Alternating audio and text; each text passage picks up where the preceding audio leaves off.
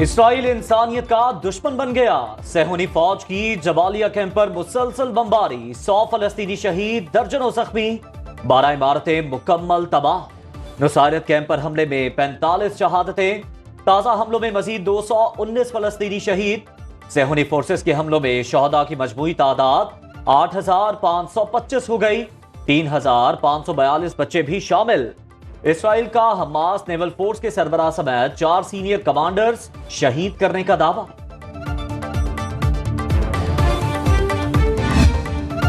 गजा के साथ मकबूजा मगरबी किनारे में भी इसराइली जारहियत जारी। नाबलस में 14 फलस्तीनियों को गोलियां मारकर शहीद कर दिया। तोबास में 70 साला शहरी को शहीद किया गया। मगरबी किनारे में अब तक 124 शहादतें हो चुकी। इसराइली फौज ने मजीद 60 निहत्ते फलस्तीनियों को हिरासत में ले लिया। सेहूनी कैद में फलस्तीनियों की तादाद 1,740 हो गई।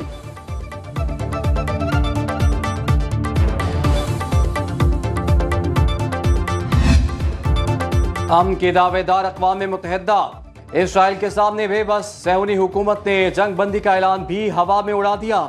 इसराइली बमबारी से शहीद होने वालों में 73% बच्चे, खवातीन और बुजुर्ग हैं। अक़वाम मुत्तहिदा का कहना है कि हर रोज 420 बच्चे इसराइली हमलों में शहीद और जख्मी हो रहे हैं। गजा में 940 बच्चे लापता। जंग में 425 फलस्तीनी तलबा भी शहीद हो चुके। बमबारी में अक़वाम मुत्तहिदा के 64 कारकुन भी मारे गए।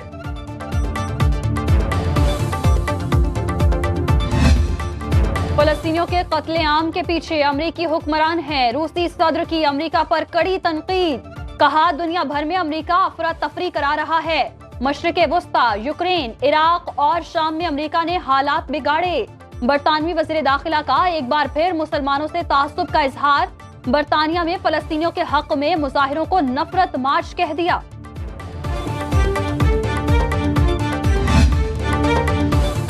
फलस्तीनी जिंदगी में ही नहीं, मरने के बाद भी अपनी जमीन से मोहब्बत का इजहार तर्क नहीं करते। लबनान के शोहदा कैंप में सैकड़ों फलस्तीनी मदफून। कब्रिस्तान महाजर कैंप की जिंदगी पर खुसूसी रिपोर्ट सिर्फ सुनो न्यूज पर।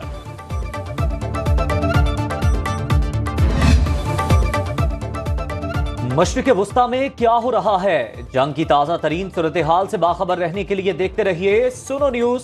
लबनान इसराइल सरहद से आपको हर लम्हा अपडेट रखेंगे हमारे नुमाइंदे तारिक हबीब हर बुलेटिन में।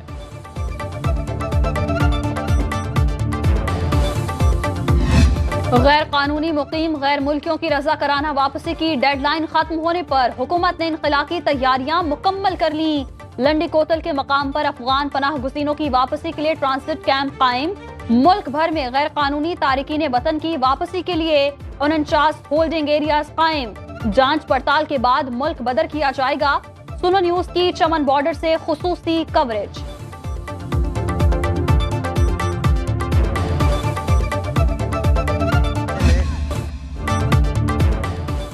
गैर कानूनी तारिकीन वतन वीजे लेकर वापस आ सकते हैं। कोई मुल्क गैर कानूनी मुकीम तारिकीन वतन को कबूल नहीं करता। निगरान वज़ीर आज़म अनवारुल हक काकड़ कहते हैं, किसी की इमलाक या जायदाद पर कब्जा करना मकसद नहीं। पीटीआई के इलेक्शन लड़ने पर कोई पाबंदी नहीं। मुल्क के वफादार ही इलेक्शन लड़ेंगे। हमारी ख्वाहिश है मुल्क में मुस्तकिल हुकूमत आए। वोट डालने के लिए अवाम की तरह वो भी बेचैन है। इलेक्शन की तारीख देना इलेक्शन कमीशन का काम। अनवारुल हक काकड़ का म्यू अस्पताल का दौरा, इमरजेंसी ब्लॉक की तामीर 9 का जायजा लिया।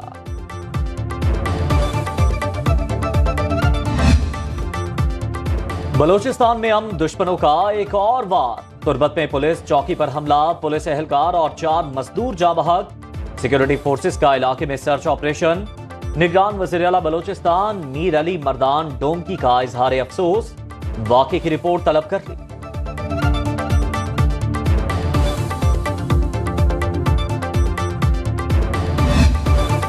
मिशन वर्ल्ड कप पाकिस्तान ने मुसलसल 4 मैचेस में शिकस्त के बाद जीत का मजा चख लिया। शाहीनों ने अहम मैच में बांग्लादेश को 7 विकेटों से शिकस्त दे दी। 205 रन का हदफ 33वें ओवर में 3 विकेटों के नुकसान पर हासिल किया।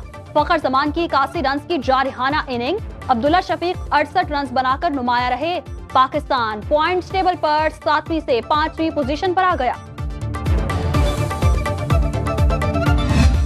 ICC cricket world cup semifinal की दौड़ दिलचस्प मरहले में दाखिल। मेजबान भारत के 100 तमाम टीमें अगर मगर की सूरत हाल से 2-4। पाकिस्तान को मजीद 2 कामयाबियों और टॉप 4 टीम्स की शिकस्त का इंतजार। जनूबी अफ्रीका को 1, ऑस्ट्रेलिया और न्यूजीलैंड को 2-2 कामयाबियां दरकार। हर टीम के साथ मैच मुकम्मल होने पर सूरत हाल वाज़ेह हो जाएगी।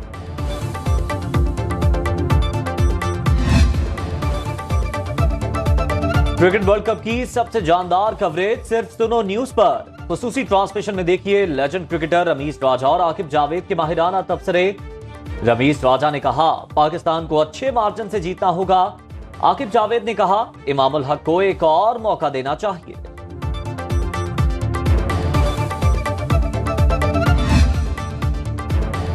सुप्रीम कोर्ट ने नैब तरामीम केस का फैसला मुअत्तल करने की इस्तदा मुस्तरद कर दी। प्रैक्टिस एंड प्रोसीजर केस का तफसीली फैसला आने के बाद अपील की समाअत होगी। तफसीली फैसला आने तक एहतसाब अदालतों को नैब केसेस पर हतमी फैसला करने से भी रोक दिया गया।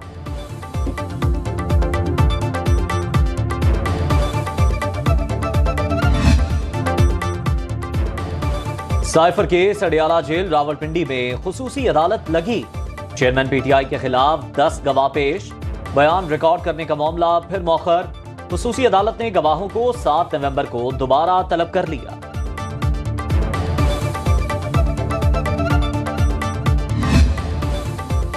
मुस्लिम लीग नून का 4 साल बाद नवाज शरीफ की सदारत में अहम इजलास। रायवेंड जाती उमरा की बैठक में तमाम पार्टी क़यादत की शिरकत। तंजीम नौ आम इंतखाबात में हिकमत अमली और सियासी जमातों से इत्तेहाद पर तबादला ख्याल। नवाज शरीफ के सियासी सरगर्मियां दोबारा शुरू करने पर मुशावरत। इंतखाबी मंशूर पर भी तफसीली गौर किया गया।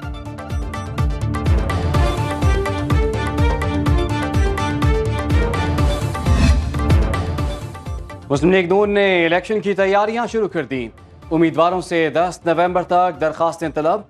एहसन इकबाल ने मीडिया से गुफ्तगू में कहा पाकिस्तान का मुस्तकबिल मरियम नवाज के हाथों में है। इंतखाबात जनवरी के आखिरी हफ्ते में होंगे। मुआशी गर्दाफ से निकलने के लिए पाकिस्तान को इलेक्शन की जरूरत। निज़ाम इंसाफ में इस्लाहात नून लीग की तरजीह होगी। शेख राशिद ने अपने भतीजे राशिद शफीक को बेटा और सियासी वारिस करार दे दिया। वीडियो बयान में कहा 9 मई वाकयात की मजम्मत करते हैं। हम दोनों फौज के साथ हैं। कलम दवात के निशान से इलेक्शन लड़ेंगे। Supreme court bar election Lahore समेत 12 स्टेशन पर गिनती का अमल मुकम्मल। सदर की नशिस्त पर आसमा जहांगीर ग्रुप के शहजाद शौकत को 1337 वोटों के साथ बरतरी हासिल। प्रोफेशनल ग्रुप के अब्दुल कुद्दूस 1031 वोट लेकर दूसरे नंबर पर। इस्लामाबाद में गिनती का अमल जारी। सेक्रेटरी की नशिस्त पर लाहौर में सलमान मंसूर 565 वोट लेकर आगे।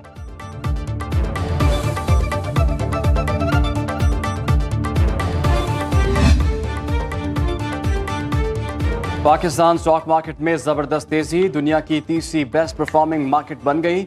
100 इंडेक्स 6.5 साल की बुलंद तरीन सतह पर पहुंच गया। 51,920 की सतह पर बंद। एक माह में सरमायाकारों ने 602 अरब रुपए मुनाफा कमाया। अक्टूबर में 100 इंडेक्स में 5,688 पॉइंट्स का इजाफा रिकॉर्ड।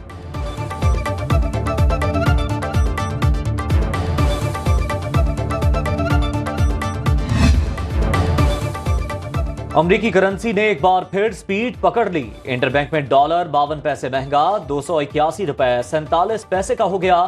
ओपन मार्केट में डॉलर की कीमत में 1 रुपया इजाफा 283 रुपए में फरोख्त। सोना 900 रुपए फी तोला महंगा, कीमत 2,13,000 रुपए हो गई।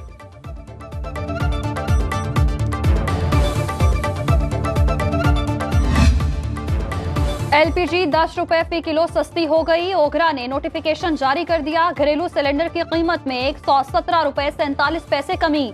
नई कीमत 2,962 रुपए मुकर्रर। कमर्शियल सिलेंडर 452 रुपए सस्ता। नई कीमतों का इतलाक 1 नवंबर से होगा।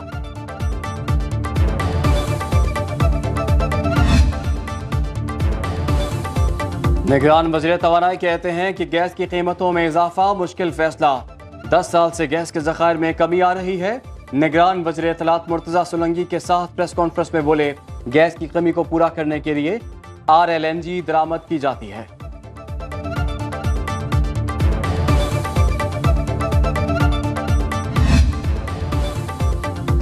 वजारत खजाना ने अक्टूबर की मौशी आउटलुक रिपोर्ट जारी कर दी। मुल्क की मईशत में बेहतरी आ रही है। रवा माली साल जुलाई अगस्त में बड़ी सनतों की पैदावार में 0.5% इजाफा हुआ। गुज़श्ता साल बड़ी सनतों की पैदावार में -1.3% कमी हुई। माहाना बुनियाद पर अगस्त में सनतों की पैदावार में 8.4% इजाफा हुआ। सालाना बुनियादों पर 2.5% इजाफा रिकॉर्ड। और सर्दी आते ही ड्राई फ्रूट की दुकानें सज गईं। चिल्गों से काजू, बादाम, पिस्ता देखकर दिल ललचाए। कीमतें सुनकर गाहक खामोश हो जाए। चिल्गों से 15,000 रुपए किलो का हो गया।